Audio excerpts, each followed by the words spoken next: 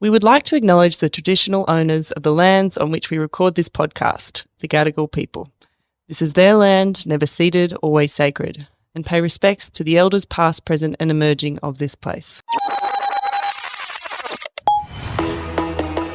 Welcome back! We're here for Season 2 of Remarkable Insights. I'm your host, Viv Mullen, and I couldn't be more excited to be here.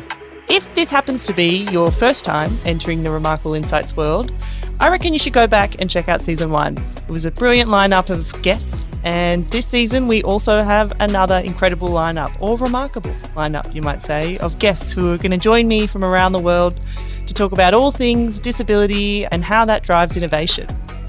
Today, we're also pretty pumped because not only is it the first episode of Season 2, it is also Global Accessibility Awareness Day, or GAD. And to make it an even greater celebration, we're going to be joined by Head of Accessibility at LinkedIn and co-founder of GAD, Jennison Asuncion. Jennison, I'm so happy to have you here.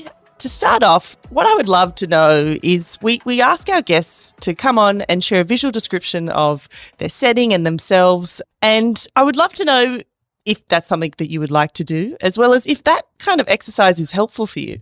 So as someone who's been completely blind almost since birth, I've developed my own kind of visual affordances in my head. I've been going to see movies since I was very young. So through audio cues and such, I've managed to mostly, not always, but mostly figure out what's going on. And in the occasions that I couldn't, I just ask if I'm with someone, I ask them what's going on. So from that perspective, when I'm sitting in a session or listening to a presentation, I honestly, for me personally, it doesn't matter what the person looks like. I'm there really to learn what they have to say. If their appearance has something to do with what they're going to be talking about, then it might be interesting for them to mention it as part of their regular speech. But I, again, personally don't find it necessary for myself to have a visual description. I love that insight. Thank you, Jennison. And absolutely. And I totally could see, pardon the pun, how my peers who may have lost their vision later in life, or who may have, like myself, lost their vision closer to birth, how they might appreciate those visual descriptions a lot more. I acknowledge that like mine is just an opinion.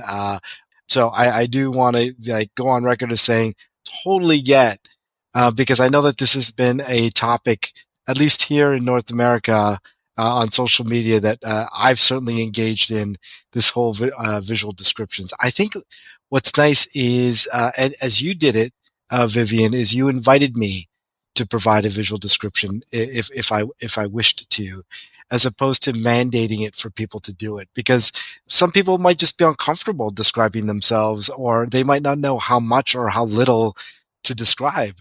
Or they may frankly be like me, who is completely blind, who honestly doesn't know what color my shirt is. So it wouldn't be a full description if I couldn't at least give the color of my shirt. It's such a good point, Jennison. And thank you so much for that. So first question, how do you go about actually founding a day like Global Accessibility Awareness Day? Well, you have to be unconventional like me and be totally like, oh, sure, let's do this crazy idea.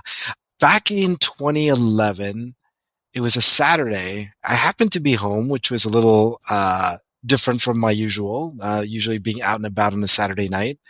And I was just randomly trolling Twitter, as one does, or as one did maybe back then.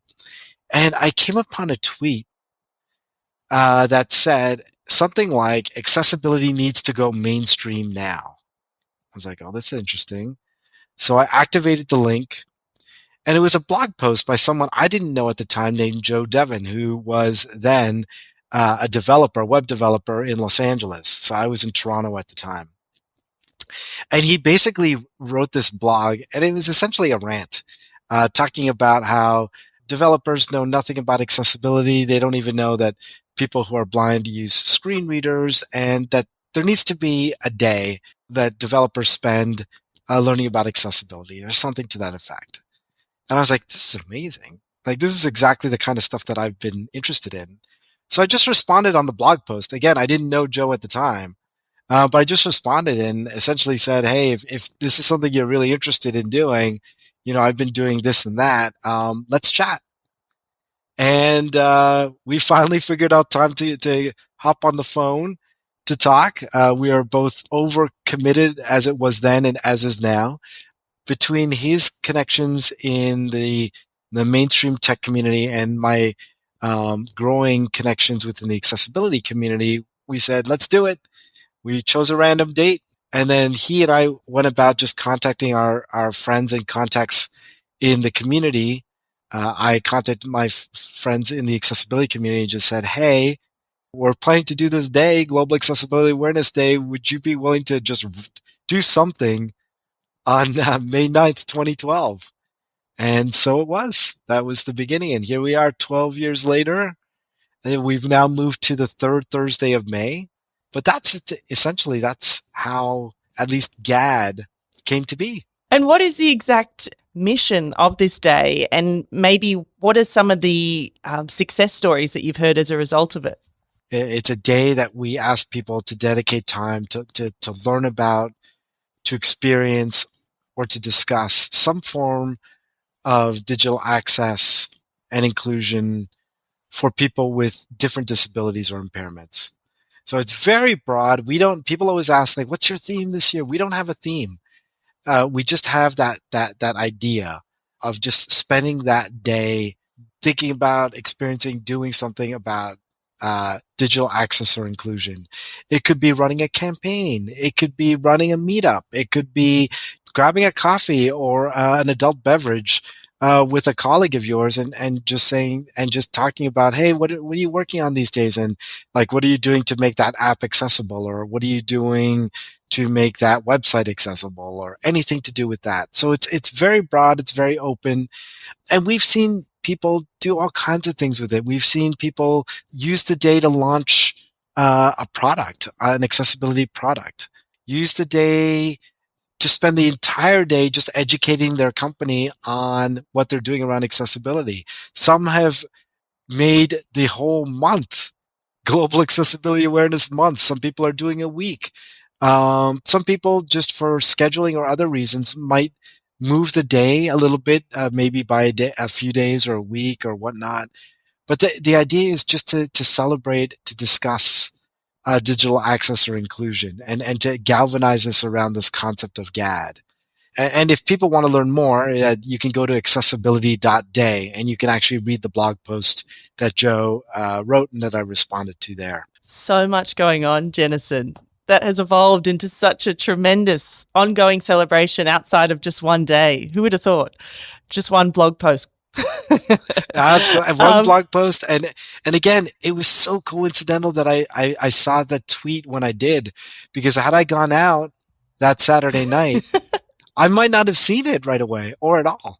And so, yeah, it's all about mainstreaming it and making it fun, making it interesting, and just like mainstreaming it and making it more comfortable for people to think about it. Because part of it, as I mentioned before, a lot of people just have not had the experience of interacting with someone with a disability. So there's a little bit of discomfort even thinking about it. And then the other thing is, when people are developing products, they usually are thinking of themselves. That's what I've heard. People usually design products that they would want to use. So again, unless they have their own lived experience of having a disability or impairment, they're not going to necessarily think about it. I think that that's just fine, as long as they're willing to learn and hop on the bandwagon. Because as soon as you learn and as soon as you know about accessibility and inclusion on the digital side, you have no excuse. You can't plead ignorance anymore. So then the action is yours. We've seen such an evolution in accessibility and inclusive design and universal design. Why do you think things like GAD and the GAD Pledge and Foundation are still needed to get through to mainstream technology?